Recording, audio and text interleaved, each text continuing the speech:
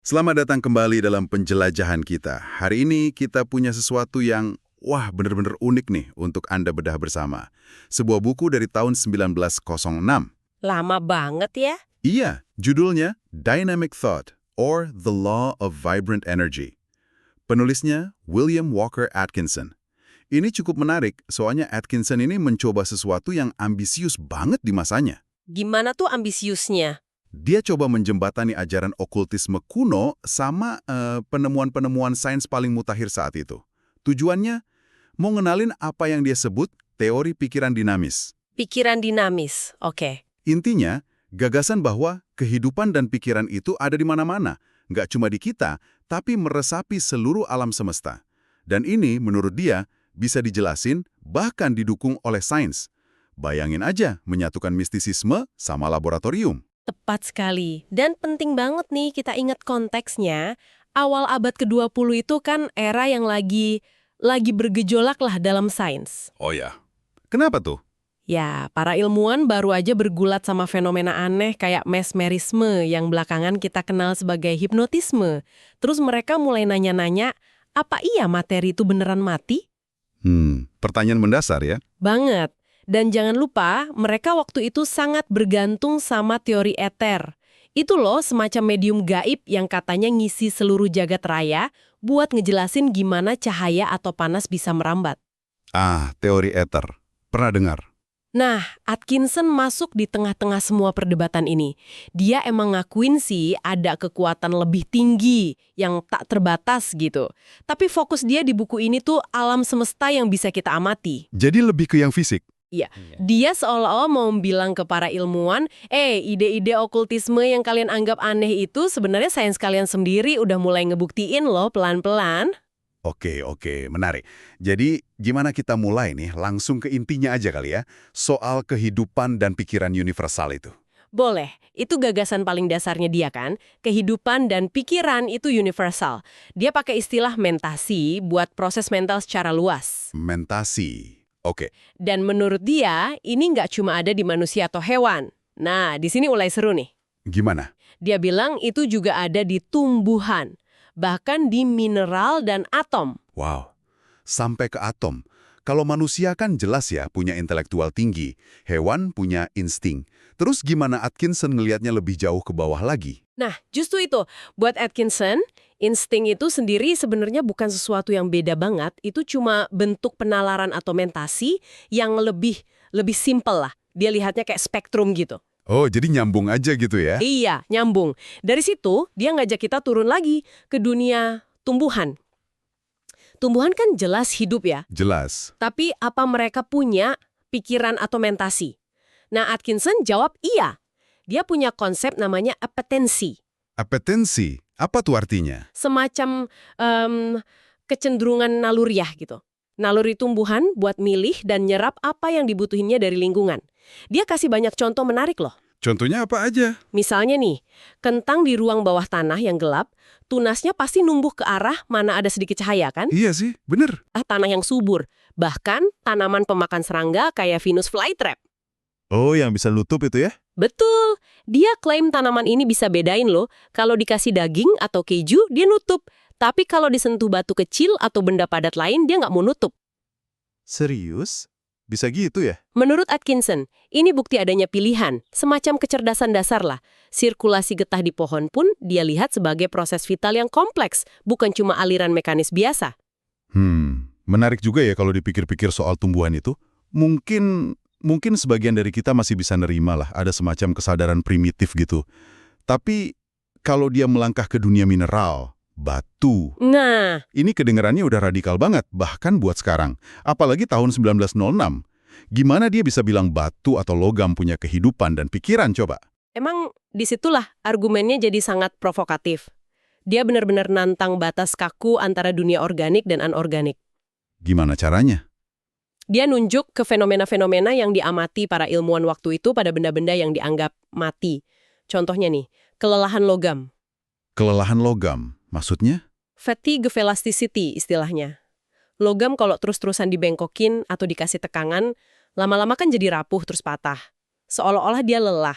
Oh iya ya, kayak jembatan gitu ya kadang? Bisa jadi, Terus garpu tala, kalau dipukul terus-terusan suaranya jadi lemah kan? Kayak butuh istirahat. Dia bahkan nyebut mesin yang perlu istirahat, logam yang bisa sakit. Sakit gimana tuh logam sakit? Ada istilahnya penyakit timah atau seng, itu bisa nyebar dari satu bagian ke bagian lain. Atau logam bisa keracunan sama zat kimia tertentu. Bahkan ada penyakit kaca yang katanya bisa nular antar panel jendela tua. Wah, ini dianggap bukan cuma kiasan aja. Buat Atkinson, ini bukan sekedar analogi. Ini petunjuk adanya proses yang mirip banget sama kehidupan. Jadi fenomena fisik murni dia lihat sebagai bukti kehidupan. Lompatannya jauh juga ya. Betul. Dan argumennya makin kuat pas dia bahas batas tipis antara organik dan anorganik. Dia nunjuk contoh di atom. Di atom, apa itu? Makhluk mikroskopis, sel tunggal, cangkangnya dari silika, strukturnya mirip banget kristal. Terus ada Monera, bentuk kehidupan organik paling simpel yang dikenal waktu itu, nggak punya organ jelas. Proses hidupnya mirip banget reaksi kimia biasa. Oke, jadi batasnya kabur gitu ya. Iya, tapi puncaknya, argumen kuncinya, dia itu ada di kristal. Kristal. Kenapa kristal? Gini, kristal itu kan punya bentuk geometris yang teratur banget, ngikutin hukum jenisnya sendiri. Kristal itu tumbuh, dia narik materi baru dari larutan di sekitarnya, terus nyusun jadi dirinya. Oke, tumbuh. Terus? Kristal bisa bereproduksi. Maksudnya, kalau kristal pecah, pecahannya bisa jadi inti buat kristal baru. Atau ada jenis kristal yang bisa membelah dua, mirip caranya Monera berkembang biak. Mirip ya polanya. Dan lagi, kristal bisa dibunuh. Struktur kristalnya bisa hancur kalau kena listrik kuat. Nah, buat Atkinson, semua ini, pertumbuhan teratur, reproduksi semu, reaksi terhadap energi, ini bukti adanya kehidupan dan mentasi dasar. Bukan cuma atom mati yang ngumpul secara mekanis. Jadi kesimpulannya, Kalau kristal itu hidup, berarti batu yang isinya kumpulan kristal ya punya bentuk kehidupan dan pikirannya sendiri juga dong.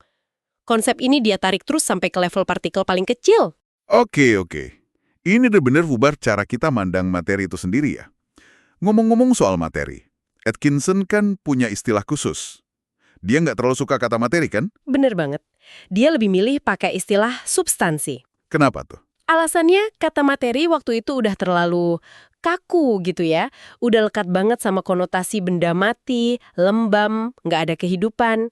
Nah, dengan pakai substansi, dia mau nekenin sifat dasar yang lebih fundamental dan, yaitu tadi, menurut dia, hidup. Terus gimana sains waktu itu membagi substansi ini? Sains di zamannya bagi substansi ini jadi beberapa kondisi atau keadaan.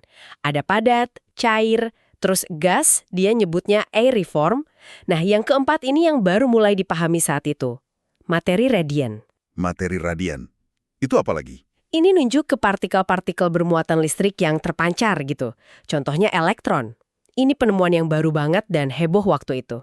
Jadi kayak kondisi energi gitu ya? Bisa dibilang gitu. Dan penting buat diingat, Atkinson nekenin kalau ini tuh kondisi yang bisa berubah-ubah. Contoh paling gampang ya, air aja. Bisa jadi es, padat, air cair atau uap, gas kan? Iya. Lalu gimana dia membedah struktur substansi ini lebih dalam lagi, sampai ke partikel terkecilnya? Dia urain hierarkinya. Mulai dari massa, itu ya kumpulan besar molekul yang ngebentuk benda yang bisa kita lihat. Di bawahnya ada molekul, Molekul unit terkecil dari zat ya? unit fisik terkecil dari suatu jenis zat yang masih punya sifat kimia zat itu. Misalnya molekul air ya, H2O itu. Nah, di bawahnya lagi baru ada atom. Unit kimia terkecil yang terlibat dalam reaksi. Kecil banget pasti ya? Atkinson gak lupa nekenin betapa luar biasa kecilnya dunia partikel ini. Dia pakai ilustrasi yang bagus deh. Bayangin setetes air kita gedein sampai seukuran planet bumi. Wow, oke. Nah, satu molekul air di dalamnya itu baru bakal kelihatan segede tetesan air asli tadi. Itu baru molekul loh, belum atomnya. Dia juga nyebut contoh lain kayak tipisnya benang laba-laba atau ukuran makhluk mikroskopis. Dan kemudian, datang penemuan yang ngubah segalanya soal atom ini kan? Penemuan elektron itu. Tepat. Ini dia terobosan besar yang kejadian pas banget menjelang Atkinson nulis bukunya. Ilmuwan kayak J.J. Thomson nemuin kalau atom yang selama ini dianggap partikel terkecil dan nggak bisa dibagi lagi. Arti kata atom kan tak terpotong ya? Iya, benar. Ternyata bisa dibagi lagi. Atom itu tersusun dari partikel-partikel yang jauh lebih kecil lagi. Awalnya disebut corpuscle, terus lebih dikenal sebagai elektron. Ini benar-benar guncang fondasi fisika saat itu. Pasti heboh banget ya? Banget. Atkinson dengan semangat ngutip perkiraan jumlah elektron dalam atom. Atom hidrogen yang paling ringan dan dulu dianggap dasar ternyata punya sekitar 1.000 elektron. 1.000 dalam satu atom hidrogen. Iya, atom emas sekitar 100.000. Atom radium yang radioaktif itu bisa sampai 150.000. Elektron-elektron ini partikel bermuatan listrik negatif yang terus bergerak, muter di dalam atom. Kayak planet mini ngelilingin matahari, inti atomnya. Lalu, apa implikasi paling gede dari penemuan elektron ini buat teorinya Atkinson? Ada dua yang krusial banget. Pertama, ternyata elektron dari semua jenis atom itu kelihatannya identik, sama aja. Maksudnya, elektron emas sama kayak elektron hidrogen? Persis, elektron dari atom emas sama aja kayak elektron dari atom hidrogen atau oksigen.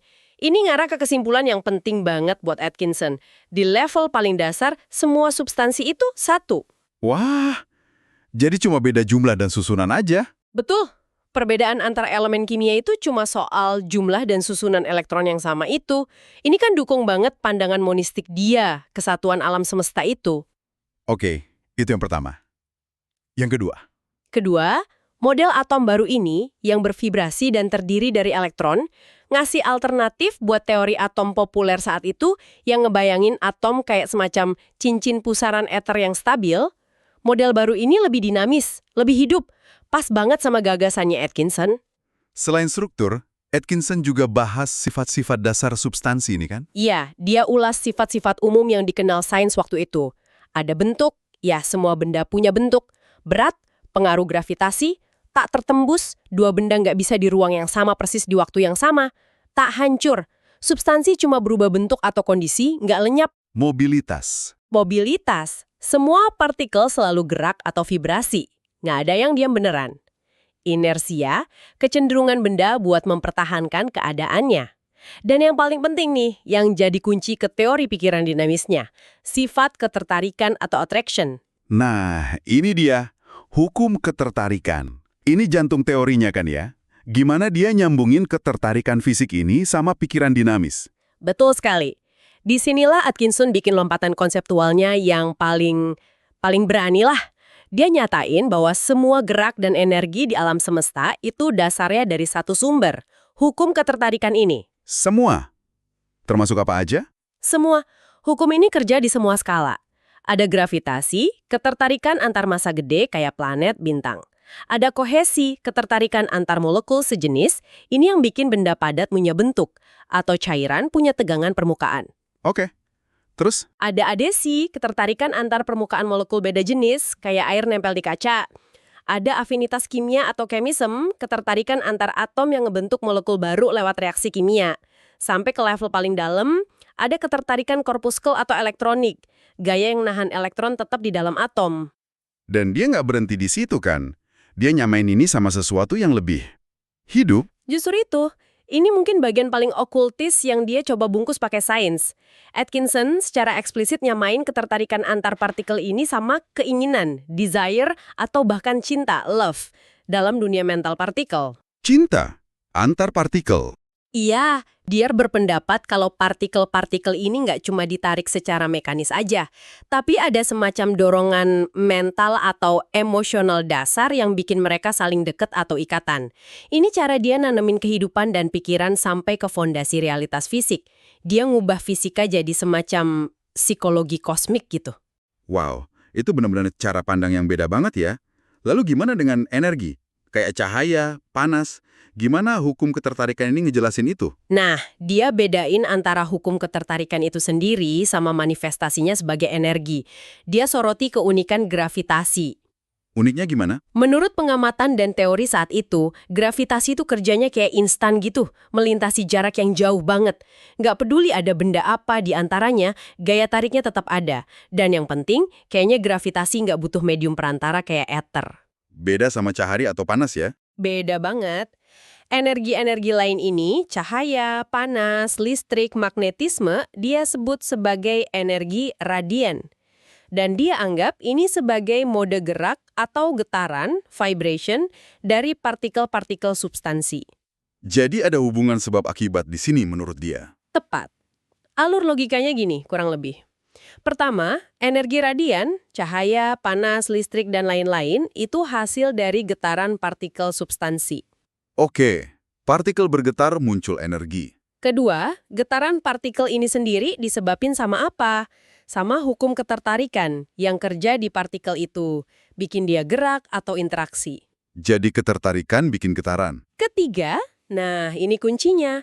Hukum ketertarikan itu sendiri bukan cuma gaya mekanis, tapi manifestasi dari aksi vital mental, yaitu kehidupan dan pikiran yang udah ada di dalam setiap partikel. Wah, jadi kesimpulan akhirnya, Kesimpulan akhirnya salib radikal. Semua energi dan kekuatan di alam semesta pada dasarnya adalah kekuatan vital mental. Akar dari semua fenomena fisik itu ya pikiran atau kehidupan itu sendiri. kalau gitu gimana energi kayak cahaya matahari bisa nyampe ke bumi kalau bukan lewat ether, terus lewat apa dong? Nah, ini pertanyaan gede yang coba dijawab Atkinson dengan cara yang sangat orisinal. Dia nolak teori ether yang lagi dominan itu. Dia usulin kalau transmisi energi itu nggak terjadi lewat medium fisik, tapi lewat, Koneksi mental. iya, atau relasi mental antar partikel. Buat gravitasi yang instan dan nggak terhalang itu, dia punya teori kalau ada semacam garis-garis ketertarikan mental permanen. Udah ada dari sononya, ngubungin setiap partikel di alam semesta sama setiap partikel lainnya. Kayak jaring laba-laba mental gitu. Bisa dibayangin kayak gitu, jejaring mental kosmik yang nggak kelihatan. Karena koneksinya udah ada secara inheren, ya gravitasi bisa kerja seketika, nggak butuh medium lagi. Oke, masuk akal dalam kerangka dia ya. Jadi gravitasi itu koneksi mental permanen.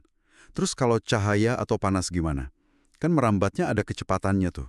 Nah, buat energi radian, cahaya, panas, listrik, Atkinson punya penjelasan beda, tapi masih nyambung. Waktu sebuah partikel mulai getar hebat banget, misalnya atom di permukaan matahari yang panas banget itu, Atkinson nyebut kondisi ini sebagai kegembiraan atau excitement. Kegembiraan. Partikel bisa gembira. Ini dianggap sebagai keadaan mental dari partikel itu. Nah, kegembiraan mental ini terus nyiptain semacam gangguan atau gelombang pikiran, thought waves, yang merambat di sepanjang garis-garis ketertarikan gravitasi yang udah ada tadi. Oh, jadi gelombang pikiran numpang di jalur gravitasi. Kurang lebih gitu. Gelombang pikiran ini merambat dengan kecepatan tertentu, ya kecepatan cahaya itu, dan pas nyampe di partikel lain, misalnya di bumi, dia bakal bangkitin getaran atau kegembiraan yang mirip di partikel penerima. Jadi, gravitasi itu jaring koneksi mentalnya. Energi radian itu transmisi pesan atau keadaan mental lewat jaring itu. Ini kerangka berpikir yang benar-benar beda ya dari fisika standar. Lalu, gimana dia nerapin semua teori soal partikel, energi, pikiran universal ini ke kehidupan kita sehari-hari sebagai manusia? Apa relevansinya buat Anda yang lagi dengerin nih? Atkinson negasin kalau hukum yang sama persis berlaku buat manusia. Cuma, ya manifestasinya jauh lebih kompleks, lebih halus. Kita kan juga tersusun dari substansi yang sama, partikel yang sama. Jadi, ya kita tunduk sama hukum ketertarikan dan punya kekuatan mental juga. Kekuatan mental manusia. Gimana contohnya? Dia bilang manusia itu punya apa yang disebut aura atau atmosfer mental. Aura. Kayak di film-film. Bukan sekedar konsep mistis buat dia, tapi proyeksi nyata dari kondisi mental dan emosional kita. Medan energi pikiran yang nyelbungin kita dan bisa dirasain, sadar atau nggak sadar sama orang lain di sekitar kita. Oh, jadi kayak perasaan klik atau nggak klik sama orang gitu. Bisa jadi. Pernah kan ngerasa nggak enak deket orang tertentu padahal nggak tahu kenapa? Atau sebaliknya, ngerasa nyaman banget. Atkinson mungkin bakal bilang, nah itu Anda lagi ngerasain atmosfer mental dia. Aura dan atmosfer mental. Dan dia bahkan bahas lebih detail soal materi pikiran ini kan, sampai ada warna-warnanya segala. Iya, ini bagian yang mungkin paling deket sama tradisi okultisme atau teosofi yang lagi populer waktu itu. Menurut Atkinson, getaran pikiran kita itu punya frekuensi beda-beda, tergantung sifat emosi atau pikirannya. Terus warnanya gimana? Nah, getaran ini katanya bisa dilihat sama orang yang punya penglihatan astral atau kemampuan clairvoyance gitu sebagai warna-warna tertentu di aura. Dia kasih contoh nih, warna hitam pekat buat benci, dengki. Abu-abu, macam-macam tingkatannya, buat takut, depresi, egois. Hijau, merah. Hijau keruh buat cemburu, tipu daya. Merah nyala buat marah atau nafsu hewani. Biru buat sentimen religius, pengabdian. kuning buat intelektualitas atau pencapaian spiritual. Wah, macam-macam deh. Ini gagasan menarik ya, gimana kondisi mental diterjemahin jadi energi berwarna. Dan pikiran ini nggak cuma diem aja di dalam kepala kita gitu. Sama sekali enggak. Menurut teori pikiran dinamis ini, pas kita mikir, kita sebenarnya mancarin partikel-partikel halus dari apa yang dia sebut thought stuff atau materi pikiran. Materi pikiran bisa terbang gitu. Iya, partikel ini terbang ke segala arah dari diri kita. Dan disinilah hukum ketertarikan berperan lagi. Partikel pikiran ini cenderung narik partikel pikiran lain yang getarannya mirip. Prinsip like attracts like. Yang serupa menarik yang serupa. Betul, itu kerja kuat banget di alam mental. Pikiran positif bakal narik pikiran positif lain, begitu juga sebaliknya. Nah, ini yang menurut Atkinson ngebentuk apa yang disebut atmosfer mental suatu tempat. Gedung, bahkan kota. Itu akumulasi dari pikiran dominan orang-orang di sana. Jadi kayak polusi mental atau sebaliknya atmosfer yang positif gitu ya? Bisa dibilang gitu, dia bahkan punya konsep yang lebih kuat lagi. Thought forms atau bentuk pikiran. Bentuk pikiran. Apalagi tuh? Ini bukan cuma pancaran partikel acak, tapi kayak gumpalan materi pikiran yang dikasih energi kuat banget sama emosi atau niat yang intens.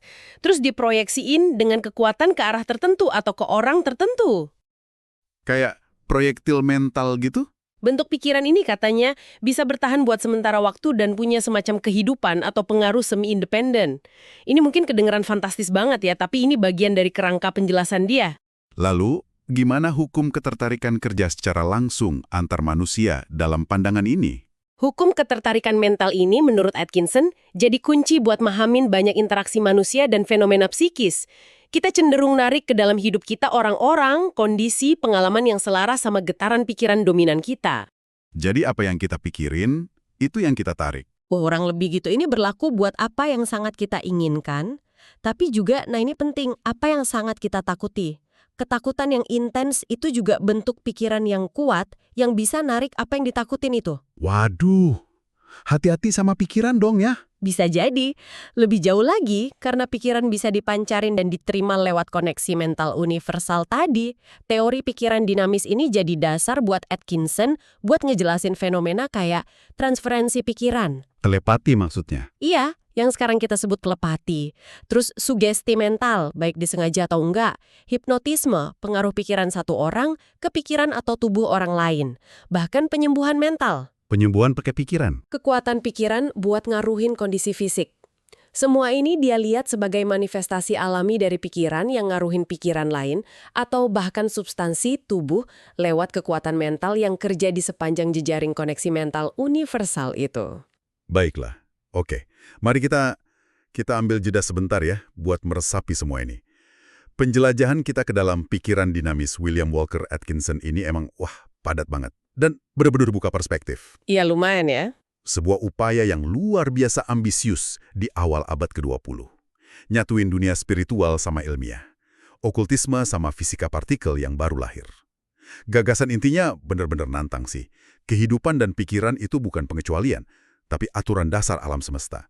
Ngerasapin segalanya dari atom sampai galaksi. Ya, kita udah lihat tadi gimana Atkinson ngebongkar konsep substansi sampai ke elektron. Terus dia bangun lagi pemahaman tentang energi dan gaya, bukan sebagai proses mekanis murni, tapi sebagai manifestasi kekuatan vital mental. Hukum ketertarikan jadi porosnya ya? Betul, dipandang sebagai ekspresi keinginan atau cinta partikel. Gravitasi jadi koneksi mental permanen antar segala sesuatu, sementara energi lain kayak cahaya dan panas itu transmisi kegembiraan atau keadaan mental lewat koneksi itu dalam bentuk gelombang pikiran. Dan semua ini dia terapin ke manusia. Iya, buat ngejelasin aura, pengaruh pikiran, fenomena psikis dalam kerangka yang sama. Ini jelas tantangan langsung buat pandangan materialisme ilmiah yang dominan waktu itu, sekaligus upaya buat ngelampaui keterbatasan teori ether yang emang udah mulai dipertanyakan juga sih. Meskipun ditulis sudah lebih dari seabad lalu ya, dengan sains yang tentu aja udah jauh berkembang banget sejak itu, buku Atkinson ini tetap nyodorin pertanyaan-pertanyaan fundamental yang masih relevan buat kita renungin. Masih banget. Apa sih sebenarnya hakikat realitas? Di mana batas antara hidup dan tak hidup? Sejauh mana kesadaran atau pikiran kita berperan ngebentuk pengalaman kita? Dan gimana kita semua ini terhubung? Nggak cuma secara ekologis ya, tapi mungkin di level yang lebih, lebih mendasar lagi. Hmm, Ngebaca Atkinson ini kayak nyoba kacamata yang beda banget lah buat ngelihat dunia, lepas dari kita setuju atau enggak sama semua premisnya ya. Jadi, setelah dengar semua ini, apa artinya buat Anda? mungkin ini satu pemikiran penutup aja ya yang bisa Anda bawa pulang. Sedikit melampaui teks Atkinson, tapi akarnya kuat dari gagasannya dia.